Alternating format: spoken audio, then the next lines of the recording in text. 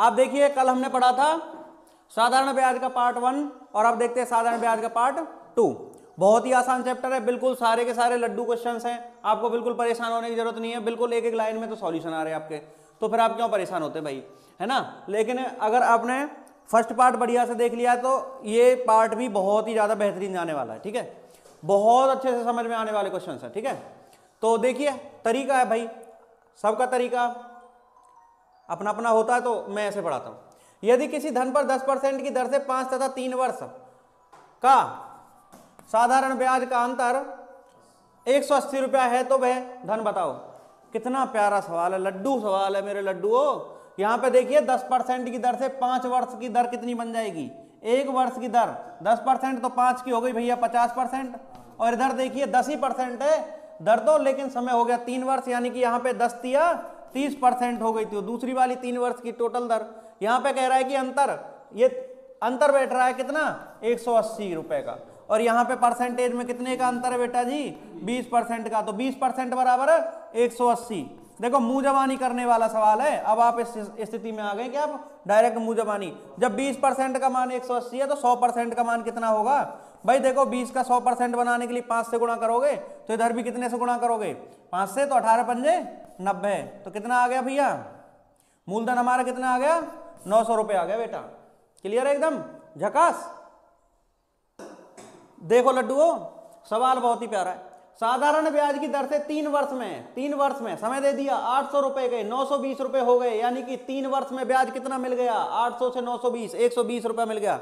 3 वर्ष का ब्याज है, लेकिन ये फिर बोलता है कि ब्याज की दर 3% बढ़ जाए, तो पहले 3 वर्ष में जो हमारा ब्याज मिला था उसकी दर तो निकाल लें, फिर 3% उसमें जोड़ देंगे। तो देखिए बढ़ा कितना, मैं जरा सॉल्व कर देता हूं, वैसे आप माइंड में ही कर सकते हैं। देखिए यहाँ पे क्या है 800 रुपए थे और 3 वर्ष में जाके कितने बन गए प्यारे बच्चों 3 वर्ष में 920 बन गए भैया। तो कितना रुपए का ब्याज मिल गया 120 रुपए का, कितना मिल गया 120 रुपए का ब्याज मिल। इसमें बिल्कुल आसान सा सवाल है, 800 रुपए का कितना हो गया 920, 100 रुपए का उसको 3 वर्ष में क्या मिल गया ब्याज मिल गया भाई साहब। 3 वर्ष में क्या मिल गया उसको 120 रुपए का ब्याज मिल गया, तो 3 वर्ष की ब्याज की दर निकाल सकते हैं। जब 3 वर्ष में ब्याज मिल गया उसको 120 रुपए का, और मूलधन कितना है हमारा 800, तो दर निकल जाएगी ब्याज बटे मूलधन गुणा 100। तो यहाँ पे आप देखें 100 कट गया और 15 8 120, यानी कि प्यारे बच्चों यहाँ पे जो दर आई वो 15% आई, लेकिन ये कितने वर्ष की दर आई है साहब 3 वर्ष की। 3 वर्ष की दर कितनी आई हमारी 15%, तो 1 वर्ष की दर कितनी आ जाएगी भाई, ये आ जाएगी 5% वार्षिक दर। लेकिन वो कह रहा है कि दर हमने 3% बढ़ा दी, 3% बढ़ा दी तो 1 वर्ष में नई दर कितनी बन गई, 1 वर्ष की नई दर बन गई मेरे लाडलो 5 और 3 8% की बन गई, यानी कि 8% का फायदा उसको अब 1 वर्ष में होने वाला है। लेकिन 3 वर्ष की बात करता है वो, तो 3 वर्ष में कितना हो जाएगा 3 गुणा 8%, यानी कि 24% का उसको ब्याज मिलेगा। 3 वर्ष का टोटल ब्याज है भाई साहब, तो 3 वर्ष का टोटल ब्याज निकाल लो, 800 रुपए पे 3 वर्ष का टोटल ब्याज निकलेगा, तो ये हो जाएगा 24%, यानी कि 800 अपने आप में 100% है, तो 800 का 24% प्रॉफिट लोगे तो कैसे निकालोगे 100 + 24 करके निकाल दोगे। प्रॉफिट के लिए 100 में जोड़ते हैं, और देखो ये जो ब्याज होता है ना प्रॉफिट की तरह ही वर्क करता है, तो प्रॉफिट के लिए 100% में जितनी भी % का प्रॉफिट है जोड़ते हैं, और अगर हानि होती है तो 100 में से ही उतना ही घटाते हैं। तो यहाँ तो एक तरह से ब्याज प्रॉफिट की तरह वर्क कर रहा है, तो यहाँ पे क्या करेंगे 800 का 24% इस पे फालतू हमें मिल जाएगा, यानी कि कितना हो जाएगा 800 का बन जाएगा 124 बटे 100। अगर आप काट देंगे और 124 की गुणा करेंगे तो 8 चौक 32, 8 दूनी 16 और 3 19 और 8 1 9 18 1 9 992 रुपये हो जाएंगे लाडलो। क्लियर है। देखो प्यारे बच्चों आज तक मैंने तुम्हें यही कहा है, बहुत छोटा सा सवाल, लेकिन आज मैं कहूंगा बहुत बड़ा सवाल है भाई साहब। इस सवाल को करने में पसीने छूट जाएंगे तुम्हारे भी और मेरे भी, देख लेना। नहीं तो एक धन कुछ निश्चित दर पर साधारण ब्याज पर 3 वर्षों के लिए लगाया गया, 3 साल के लिए जो किसी निश्चित दर पर किसी भी दर पर उसने लगा दिया। यदि वार्षिक ब्याज की दर 4% अधिक होती, यानी कि वार्षिक ब्याज की दर जो वो 4% अधिक, यानी हर साल कितनी दर बढ़ रही है उससे 4% बढ़ रही है, तो 3% में कितनी दर बढ़ जाएगी बाबू 12% का अंतर बन जाएगा। और ये 12% का जो वृद्धि हुआ है दर में, उतना ही उसके ब्याज में भी वृद्धि हुआ है। कितना रुपया हुआ है 120 रुपया, यानी कि 12% बराबर कितना 120। 3 साल में 4 तिया 12% तो उसको फालतू हो गई दर, और यहाँ पे ब्याज में कितने रुपया फालतू हो गए 120, तो 12% की वैल्यू 120 हो गई लाडलो। तो यहाँ पे 100% की वैल्यू कितनी आ जाएगी भैया, 12.120 होता है, 100 की गुणा 10 में करोगे तो 1000 रुपया बन जाएगी। यानी मूलधन हमारा कितना हो गया, 1000 रुपया। इस बड़े से सवाल को आप देख लीजिए, कॉपी कर लीजिए। देखो प्यारे बच्चों, अभी तक मैं बोलता था बहुत छोटा सा सवाल है, लेकिन ये बड़ा सवाल है भाई साहब, ध्यान से देखना। यदि 3 वर्ष बाद 5% के साधारण ब्याज की दर से साधारण ब्याज लगा 5% वार्षिक, और कितने वर्ष तक लगा है, 3 वर्ष तक, यानी कितना दर बन गया, 5 या 15% का ब्याज बन गया। कितने परसेंट का बन गया, 15% का ब्याज। समझना बहुत ही भारी सवाल है। 15% हो गई 3 साल की दर। अब ये कह रहा है कि दर से मूलधन एवं साधारण ब्याज में अंतर। साधारण ब्याज तो पता लग गया, और मूलधन क्या होता है हमारा, 100% होता है भैया। कोई भी धन मूल है तो वह 100% होगा। और ये कह रहा है साधारण ब्याज में अंतर 850 रुपया हो जाता है। मूलधन तो ये रहा 100% और 15% क्या हो गया हमारा साधारण ब्याज 3 वर्ष का। इन दोनों का अंतर, बेटा बड़ा सवाल है, ध्यान से देखना। 100% और 15% का जो हमारा अंतर है वो कितना है लाडलो, कितना है, 850 रुपया है। यानी 85% बराबर कितना है लाडलो, 850 रुपया है। 1% बराबर कितना है लाडलो, 10 रुपया है। तो 100% बराबर कितना है लाडलो, 100% का मान बताओ जल्दी से, 1000 रुपया हो गया। इतना बड़ा सवाल मैंने आज तक नहीं देखा। बंद करो, बंद करो बेटा, बंद करो बातें बिल्कुल, और फोकस करिए सवाल पर, बातें बंद करो बिल्कुल। ये देखो प्यारे बच्चों, छोटा सा सवाल है, इसको मैं करवाऊं या आप खुद कर लोगे? चलो मैं करवा देता हूं। ऐसा ही है जैसे पिछले 2-3 सवाल थे, ऐसा ही है, कुछ भी अंतर नहीं है। भावनाओं मत बहा करो मेरे साथ में। चलिए, एक व्यक्ति ने 4% की दर से साधारण ब्याज पर कुछ धन दिया। 4% की दर से साधारण ब्याज, भाई साहब 1 साल की दर कितनी है, 4%। यदि 8 वर्ष में ब्याज, 8 वर्ष में भैया दर कितनी हो जाएगी, जब 1 वर्ष की दर है तो 8 वर्ष की दर कितनी बन जाएगी, 8 गुणा 4 बराबर कितना भैया, 32% हो गई दर। ये कह रहा है कि दिए गए धन से, दिया गया धन क्या होता है, मूलधन होता है, जो 100% होता है, 340 रुपया कम है। इसका मतलब क्या है, इसका और इसका अंतर कितना है, 100 और किसका, 32 का जो अंतर है भैया वो कितना बैठ रहा है मेरे लाडलो, 340 बैठ रहा है। यहाँ पे 100 में से 32 घटाओगे तो जहां तक मुझे अंदाजा है 68 मिलेगा। और अंदाजा क्या होता है, मैथ में अंदाजा नहीं चलता। तो ये बैठ गया आपका 68% बराबर कितना बैठ गया, 340। तो 100% कितना बैठ जाएगा मेरे लाडलो, बताओ मेरे लड्डुओं कितना बन जाएगा 100%। 100 की गुणा कर देंगे, 68 का भाग कर देंगे। यहाँ से आप देखें 34 से 10 बार कटेगा, 34 दूनी 68, 2 से कितनी बार, 5 बार कटेगा, और 5 से बन जाएगा 500। तो बेटा मूलधन कितना था, 500 रुपया था। क्लियर है?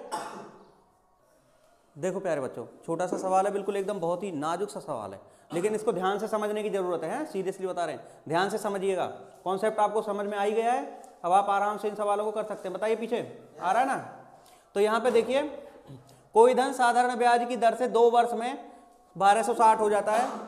तो यहाँ पे देखिए 2 वर्ष में कितना हो जाएगा लाडलो, 2 वर्ष में जो मिश्र धन है वो मूलधन में मिलके कितना बन जाता है, 1260 रुपया। फिर उसके बाद में बोलता है कि 3 वर्ष में वो ब्याज सहित मूलधन कितना बन जाता है, 1350 रुपया बन जाता है लाडलो। इसका मतलब यहाँ से 2 से 3 वर्ष, देखो यहाँ पे गलती हो गई थी, ये 2 से 5 वर्ष का है, तो ये कितना बन गया, 1350 रुपया।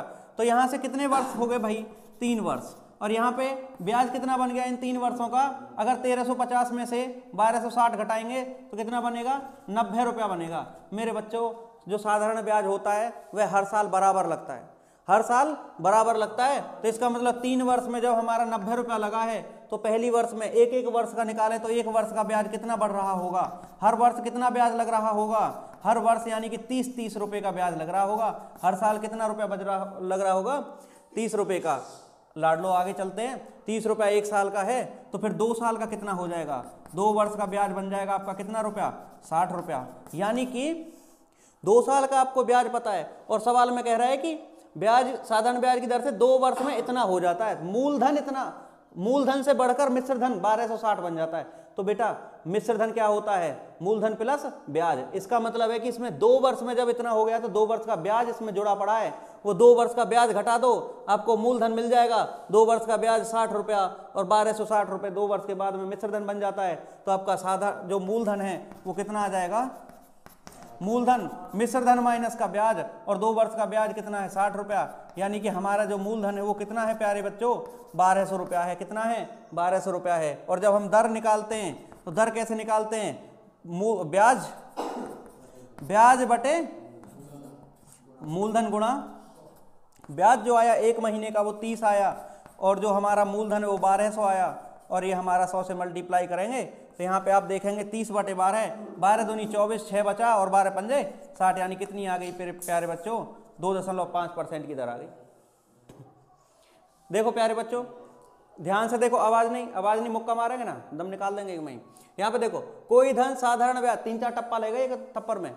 यहाँ पे देखो कोई धन साधारण ब्याज की दर से 3 वर्ष में 690 रुपया। भाई साहब 3 वर्ष में कितना मूलधन मिश्र धन बन जाता है? 690 रुपया बन जाता है। फिर बोलता है 5 वर्ष में 750, और 5 वर्ष में कितना बन जाता है मेरे रसगुल्लो?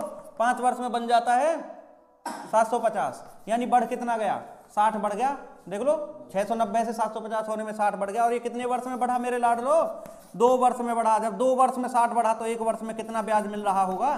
30 रुपए का मिल रहा होगा। और फिर 3 वर्ष में कितना मिल रहा होगा? 90 रुपया मिल रहा होगा। 3 वर्ष का क्यों निकाला?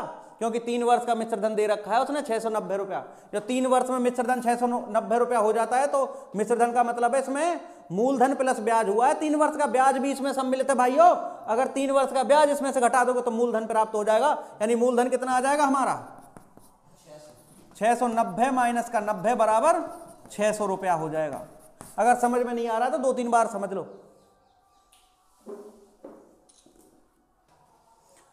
देखो प्यारे बच्चों सवाल बहुत ही प्यारा है, मीठा है, इसमें बिल्कुल भी खट्टापन नहीं है सवाल में। देखिए कैसे, मतलब आपको देखने में 1-2 हाथ का लग रहा है लेकिन सॉल्यूशन 1 उंगली के बराबर ही बैठेगा भाई साहब।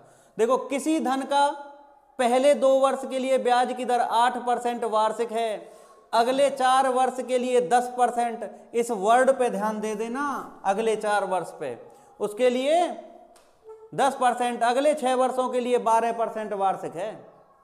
अगर किसी को तेज लग रहा हो ना तो भैया वो स्लो करके देख लेना वीडियो को।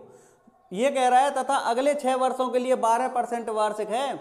यदि अगले पे फिर ध्यान दे लेना, ये अगला बड़ी परेशानी की चीज है। यदि उस धन पर 9 वर्षों का कुल 5152 रुपया साधारण ब्याज है तो प्राप्त हुआ 5152 रुपया साधारण ब्याज प्राप्त हुआ तो मूलधन कितना था?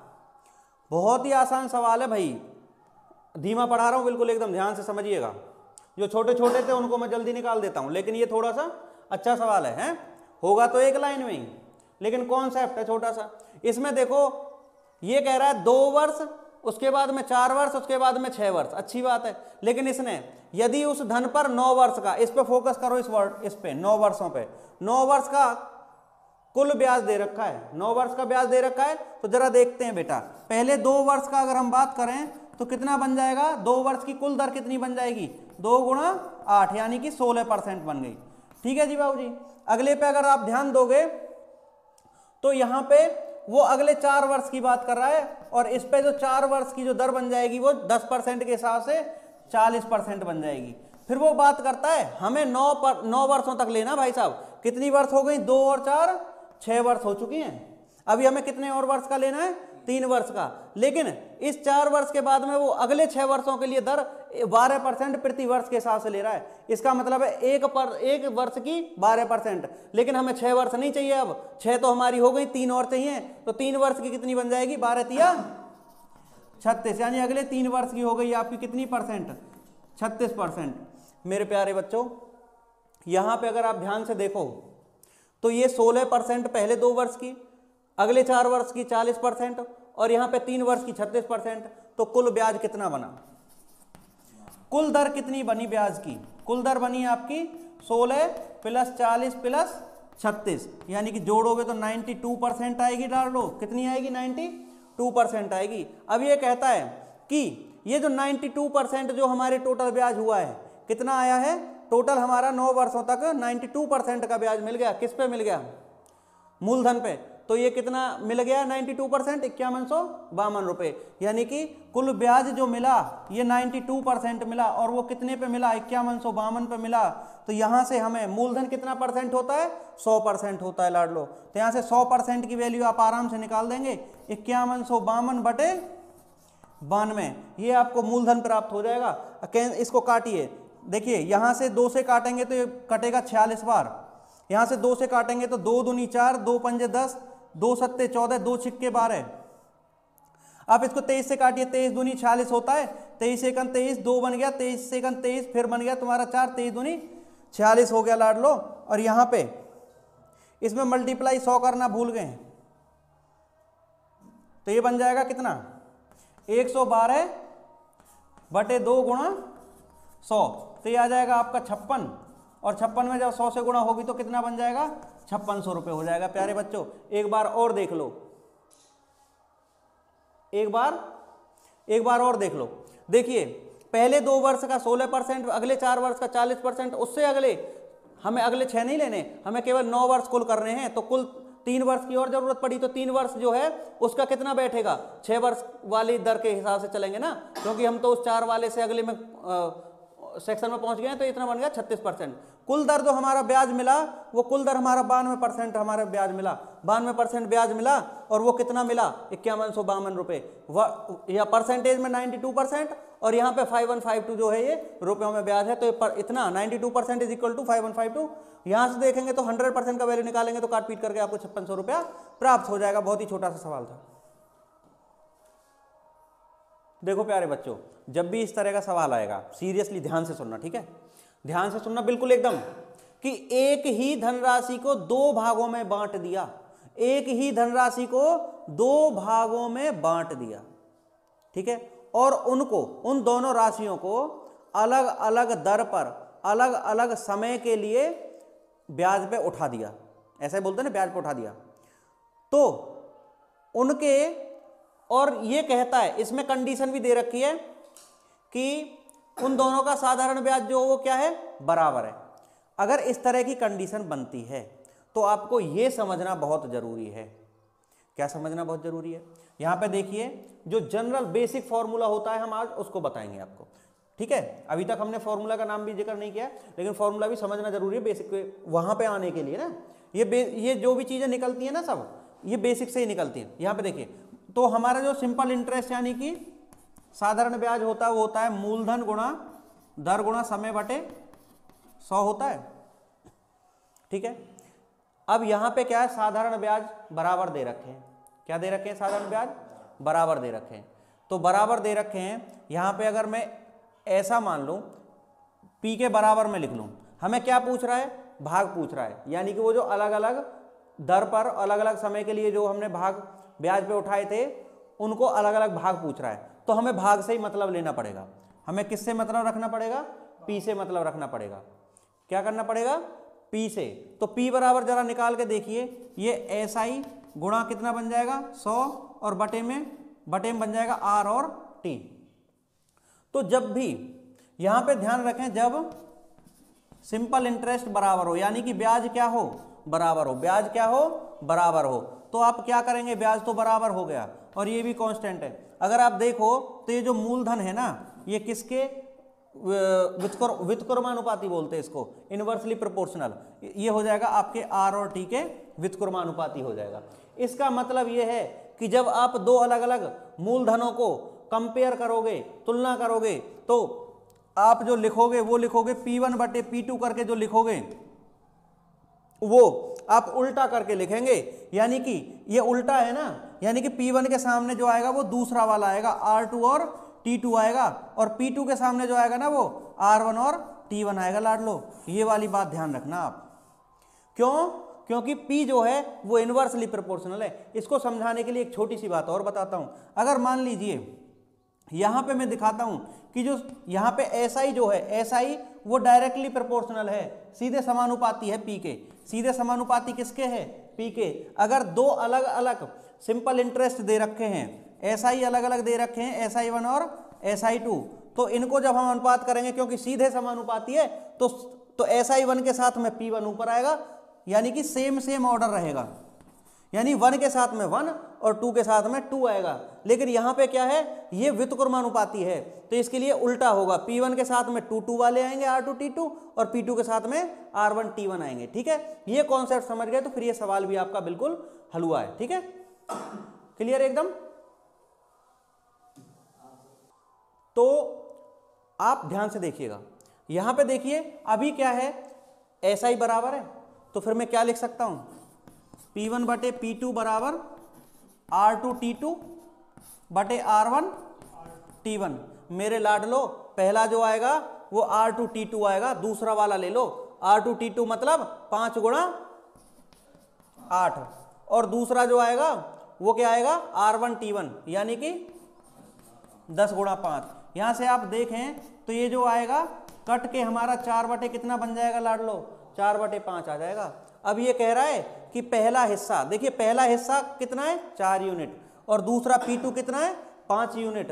तो इसका मतलब है कि इन दोनों को मिलाओगे तो वो टोटल जो मूलधन था वो आ जाएगा, यानी कि 5 और 4 9 यूनिट, यानी कि कुल जो धन थे ये दोनों धनों का मिक्सर कितना था, मिश्रण कितना था, जो मूलधन था 4500, यानी कि हमारा जो है 9 यूनिट 4500 आया। तो 1 यूनिट कितना आएगा मेरे रसगुल्लो, ये आ जाएगा 9 पंजे 45।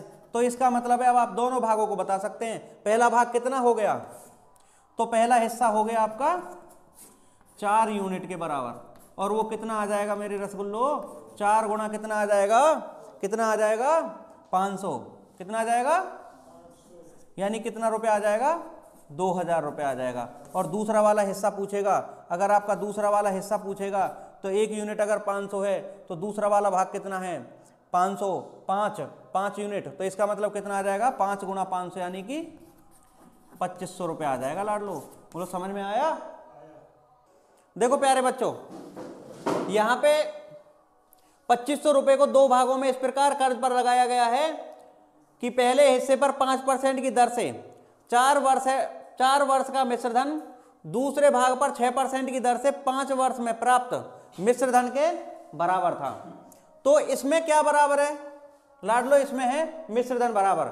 जब सिंपल इंटरेस्ट, जब ब्याज बराबर होंगे तो हम P अनुक्रमानुपाती 1/RT करते हैं, लेकिन यहाँ पे मिश्रधन बराबर है तो आपको ध्यान रखने की जरूरत है। अगर इन मूलधनों का अनुपात निकालना है इस स्थिति में जब मिश्रधन बराबर है तो आप क्या करेंगे, वो R2T2 बटे R1T1 तो करेंगे ही, लेकिन क्या ये मिश्रधन की बात कर रहा है तो मिश्रधन क्या होता है, मूलधन प्लस में ब्याज होता है। इसका मतलब है कि R2T2 तो जुड़ेगा, लेकिन कौन सी, ये जो R2T2 जो बैठा है कौन सी दर में, कौन सी किस में जुड़ेगा, 100 में जुड़ेगा, यानी 100 प्लस R2T2 हो जाएगा जब मिश्रधन का केस आएगा, और ये बन जाएगा 100 प्लस R1T1। क्लियर है भाई एकदम।